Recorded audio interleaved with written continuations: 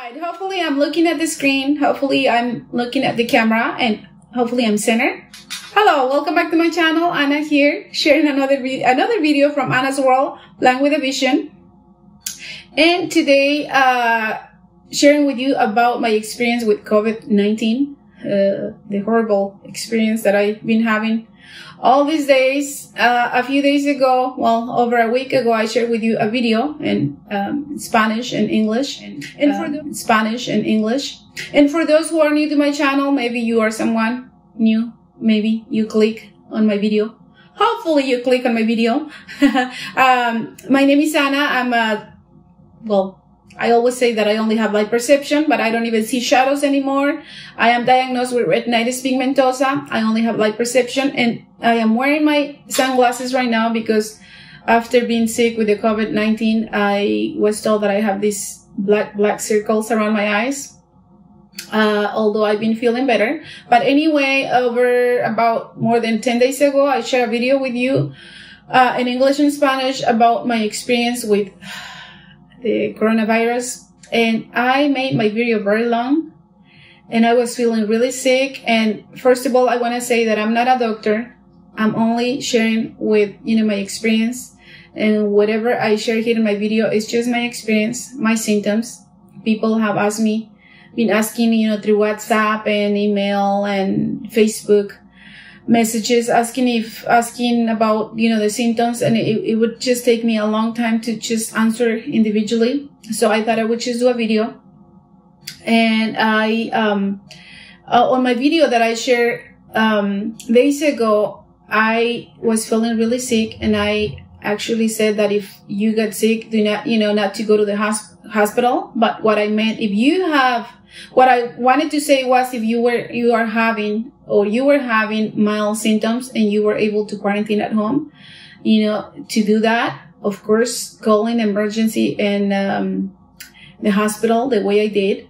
So anyway, for those who have asked, I actually don't know. People, they've been asking, where did I get it? And most people don't know where we got it from, or who gave it to us. I know I went to the CSUN convention, and for those who know about the CSUN convention, my blind people, they know it's a convention that has been taking place for 35 years, organized by the California State University of Northridge, and I was there on the 11th, and about the 14th or the 15th day, I had, oh my gosh, the horrible symptoms of not being able to breathe. But before that, I started noticing that I wasn't hungry. I didn't even really eat much for 3 days, and I was getting diarrhea, something that I rarely suffer of, diarrhea.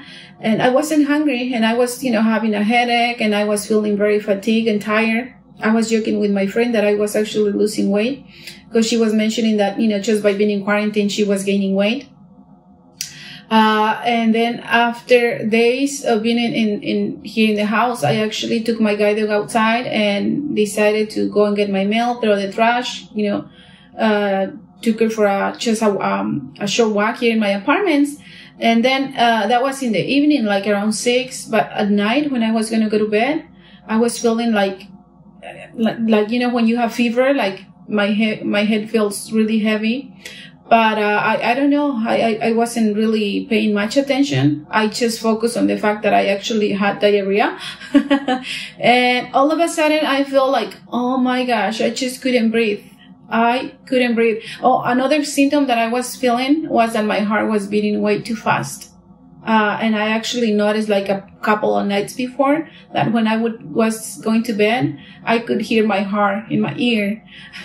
And I just felt tired. I felt so fatigued. And I started feeling very shaky. So that night, I felt like, oh my gosh, like they were pressing my chest, and I just couldn't breathe. I felt like they were stepping on my chest, and I tried to swallow, and I'm gasping for air. And I feel like they were covering my nose. It was just horrible. And of course, it's just me and my guide dog.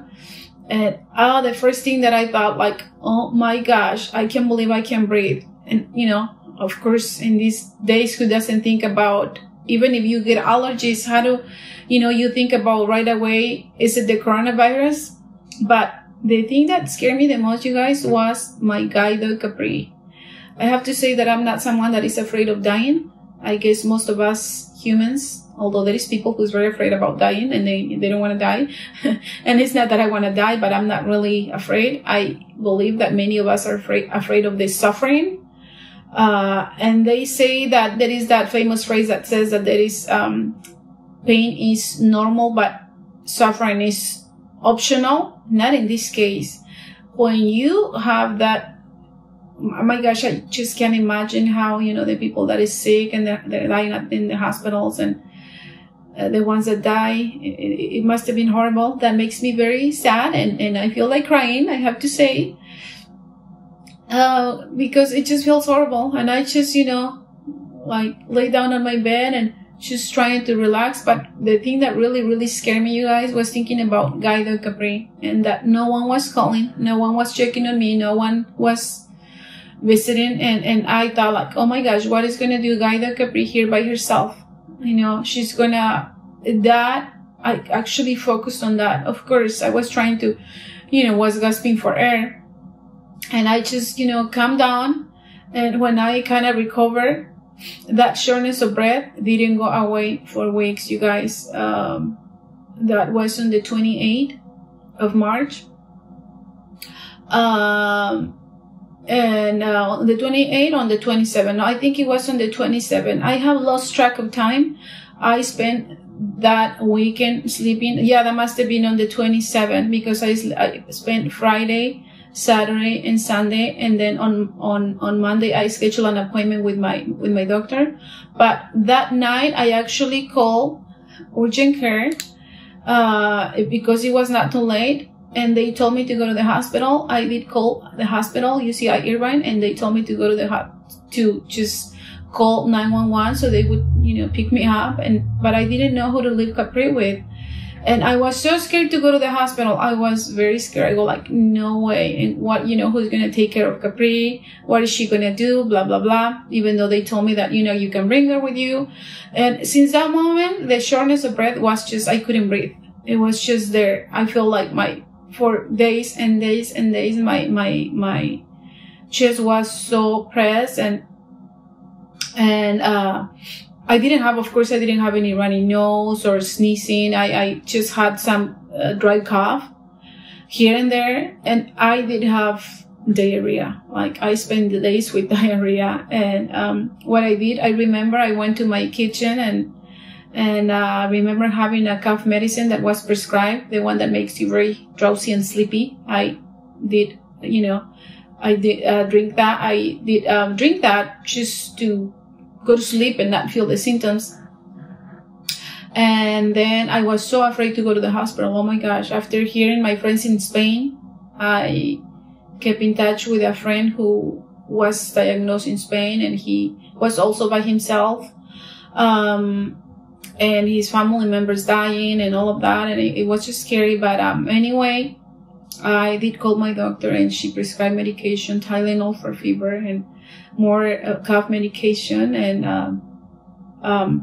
I was able to, what I did right away was to drink tea. And my doctor told me, like, you need to eat, because the immune system gets very weak.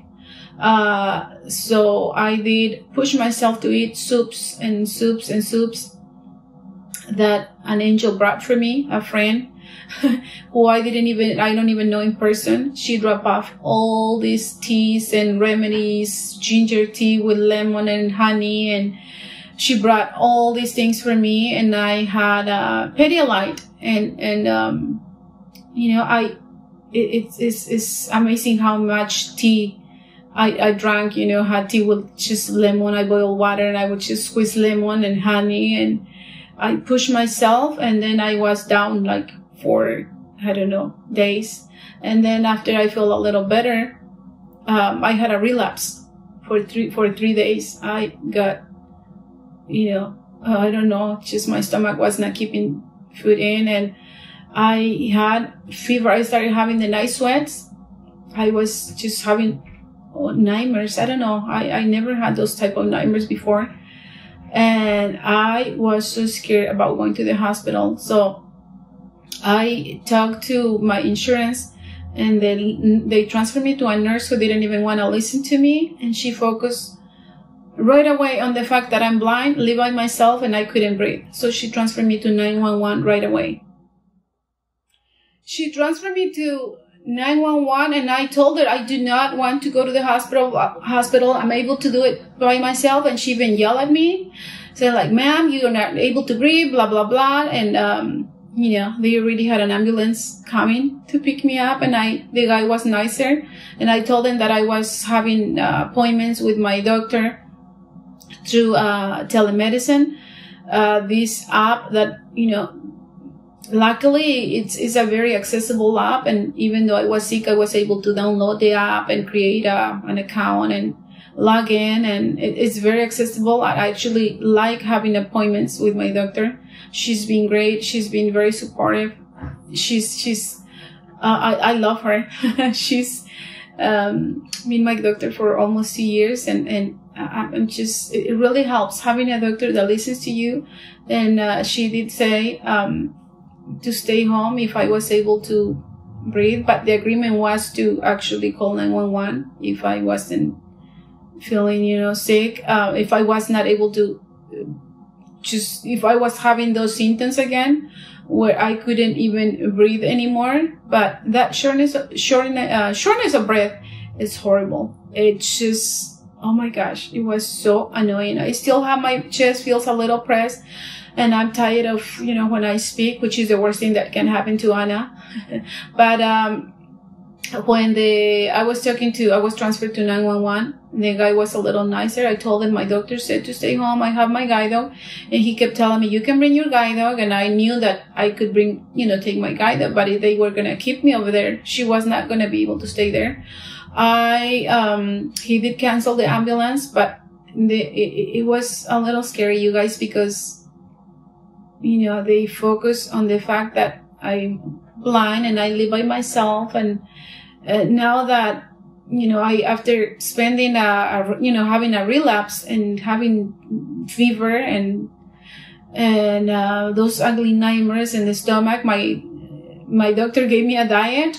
And this lady brought all this food for me, and she brought food for the diet. I kind of recovered. I did sleep a lot, took medicine, took the Tylenol for fever, cough medicine, and I did drink and drink and drink. But what I did, I added all these remedies that this lady brought for me, a friend, who's now my friend, is now my family. I don't even know her in person. I've been sharing my YouTube videos with her for probably 2 years, but she's actually my high school friend's sister-in-law, and my friend lives in Mexico, but she came to visit 3 years ago, and she came to visit, and she gave me her sister's-in-law phone number, and I kept it in my contacts. And after a while, I started sending her my links for my videos, but she would just say, you know, send a little sticker here and there. But when she saw my video that I was sick in Spanish, she actually called me, and she drove from Riverside all the way to Orange County during the rain. It was raining and raining and raining, and she drove probably more than an hour, and she brought all this food, you guys. She cooked for me soup, chicken soup. She brought food and drink and remedies. She brought eucalyptus leaves, and she made all these applesauce for me. She cooked. Oh my gosh, I don't know what I would have done without her. She actually told me to boil eucalyptus, and she brought Vicks paper roof, and she told me to put in Vicks paper roof and put the pot in you know, on the sink, and just, you know, like put a towel around my head and just inhale. And that's what I did. And she brought ginger, so I did ginger tea, and I would just drink and drink and drink and drink and do the eucalyptus and then sleep. Poor Guido Capri, I was so worried about her. I did call Guidos of America, and Greg he's been great, very supportive, texting me and checking on me and calling me. And I was so sick to the point where I thought I was just going to go to the hospital, but that oh my gosh, that scared me so much that I pushed myself to do all these remedies. And the agreement with Guide Dogs of America was that, you know, I would take Capri to the hospital and they would pick her up from the hospital. I have to say that it's been about 6 days that I started feeling better. And the shortness of breath kind of went away, although I still get a little tired when I speak, and my chest started getting symptoms again today. I did have a follow-up appointment with my doctor. And before I told her that I was feeling again a little, you know, got the dry cough, and before I told her that I was outside in my back patio, decided to go and clean Capri's patio because I was so worried, and to vacuum. I got so tired, so fatigued, and I feel a little sick again. But before I told her that, she told me that I wanted to know if it was okay for people to come over, or, you know, for me to go out there to just give Capri a short walk. And she said no, she's giving me 2 more weeks. So today is the 20th, so 2 more weeks where I just can go out, and I don't want to infect anybody else. At first I didn't even think it was the COVID. I thought like maybe it's allergies, but I have never suffered of allergies or sinus infection. I don't think so. And she told me that patients are, feeling well some days, and out of nowhere they're just feeling sick again. I don't know. I after the whole thing, all those symptoms happen, sometimes I get scared because I feel like they're covering my nose. And I guess she told me, my doctor says to rest and not force myself to do much. I have to say that I'm someone that as soon as I feel better, I don't even finish medicine or continue with the treatment. But this time I'm going to do so because I'm already feeling again a little, my throat is bothering me. I don't even have any phlegms, but I'm already coughing and my chest feels a little tight.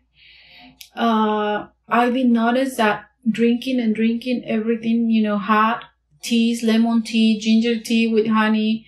This lady brought me pure honey, and she brought packages of ginger tea. She brought the regular, the one that I cook myself, and the soup with vegetables. She brought oh my gosh, fruit, bananas, and things for the diarrhea.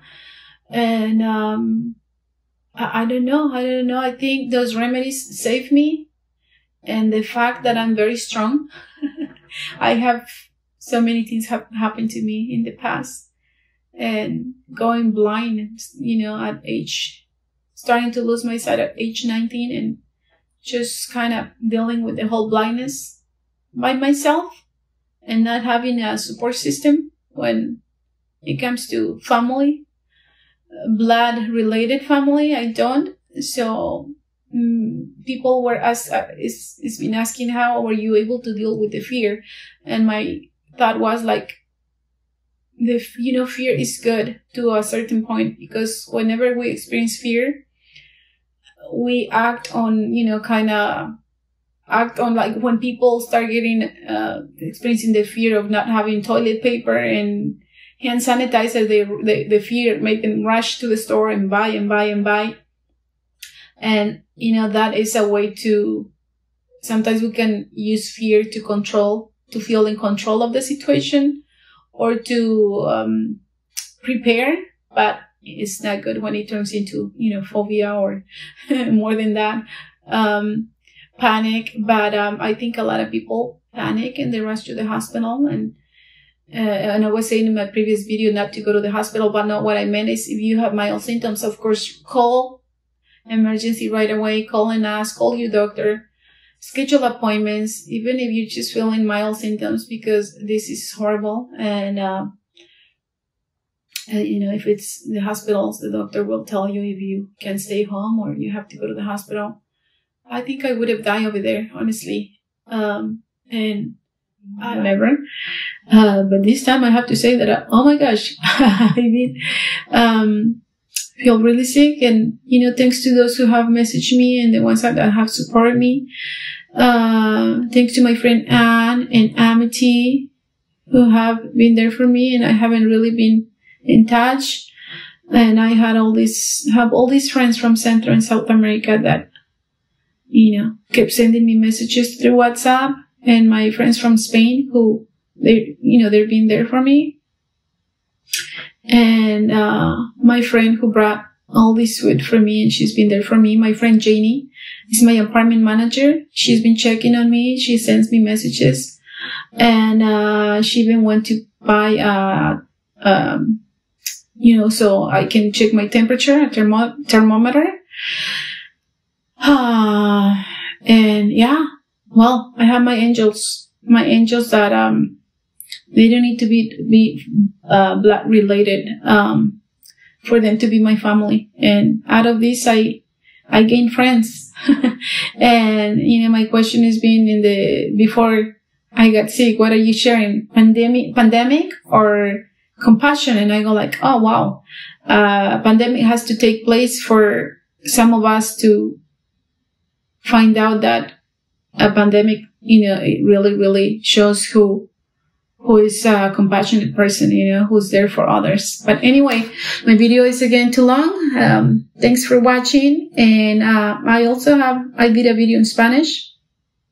I'm going to be sharing a video on, more about my experience and just things that happen, and how, someone asked me to share a list of the remedies with details. So I will do that for those who are doing the quarantine at home. Anyway, keep safe, stay home, #stay home, #continue staying home, #it feels horrible. This is real. Okay, bye you guys.